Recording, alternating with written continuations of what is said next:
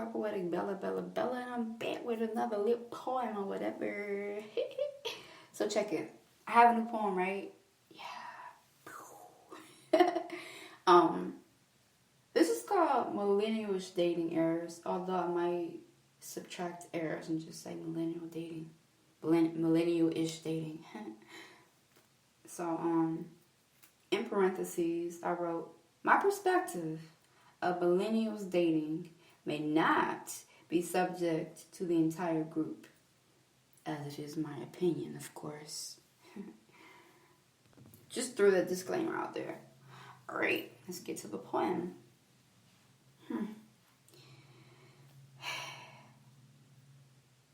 A slightly commitment-phobic error, accompanied by the loud echoes of loneliness itself or the fear of it.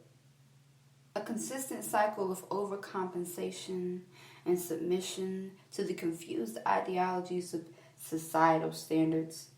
As a millennial, no matter how frequent you seek or be sought by a significant person of interest and allow them into your space at times, your pride eventually enters into the phase of duplication, primarily, to immediately mask the comprised vulnerability that you are too ashamed to share on a consistent basis. So, then you present this facade of shielding, designed to withdraw. This disconnection statics throughout the current vibe. The heart becomes figuratively and one-sidedly dislocated, and therefore detached from most of the inner feelings involving that particular being. This is a condition of which one could inwardly suffer beyond admittance. Wouldn't dare to actually express the issue because of the fear of acceptance. Here is a small breakdown listing of these individuals as follows.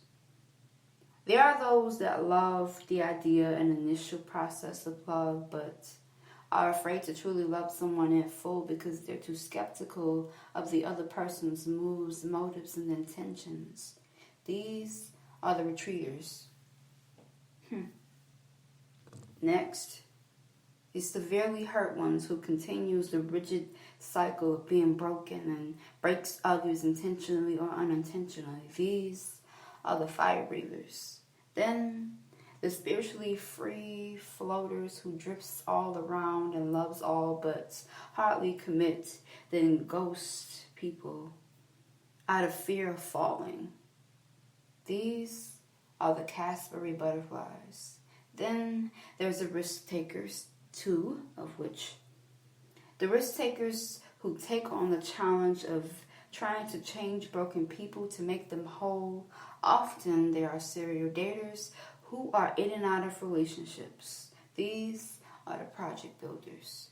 Then there are the risk takers who take on the challenge of the individuals whom are rare and unique or seemingly out of their league in some contexts.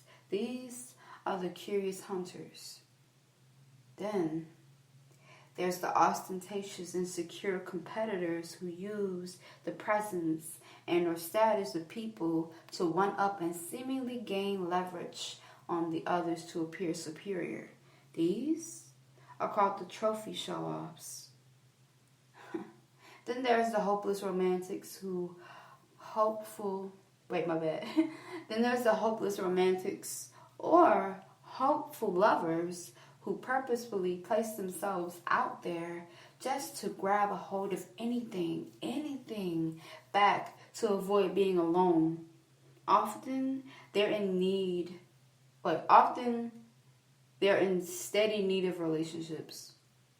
Kind of like the project builders, but in a different way. These are called the boomerang gamblers.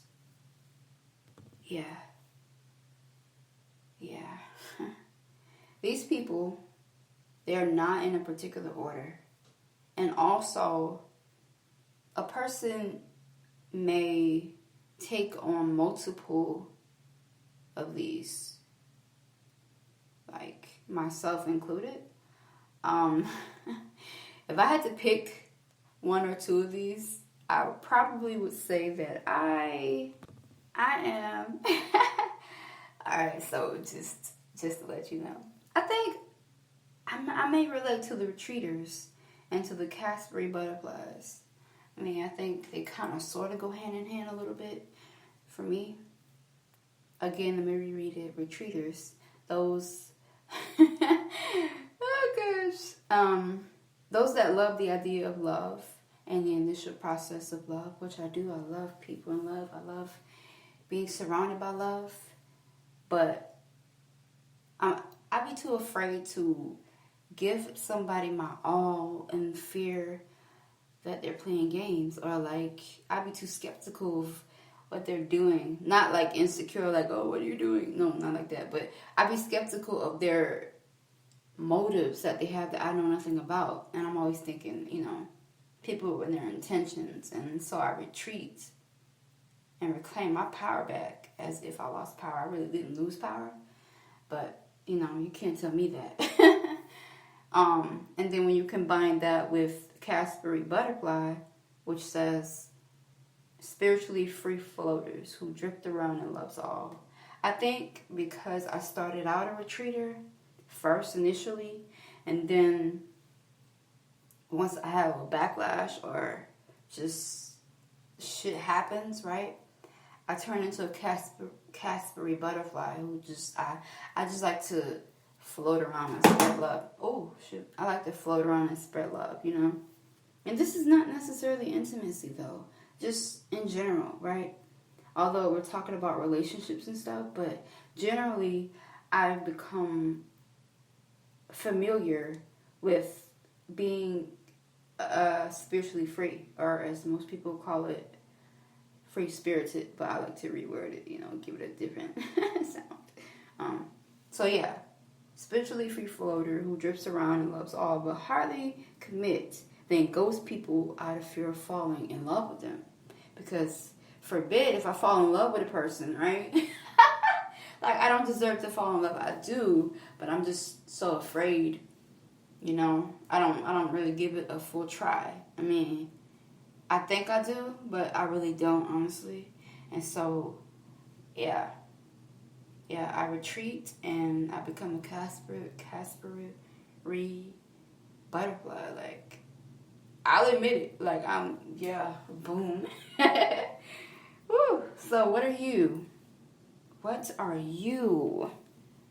Please tell me. I would love to hear it. Whoever is listening to this, I have no idea. Yeah, I mean, this was fun to do. I started doing this, it's not really a poem. It's more like, just like a little insert or whatever. I started this on July 10th, 9:32 at night. Yeah. But if you feel that any of these describe you or fit your personality, then let me know which applies to you the most.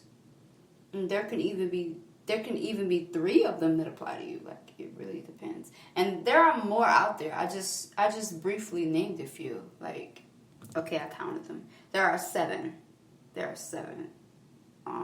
And 2 of which I feel that kind of sort of describes me in a sense. A little bit. Yeah. But let me know what fits you. I would love to hear. I would definitely love to hear. Peace in, peace out. Love and blessings in the world, cause share love and defeat hate. Bam, I'm out of here.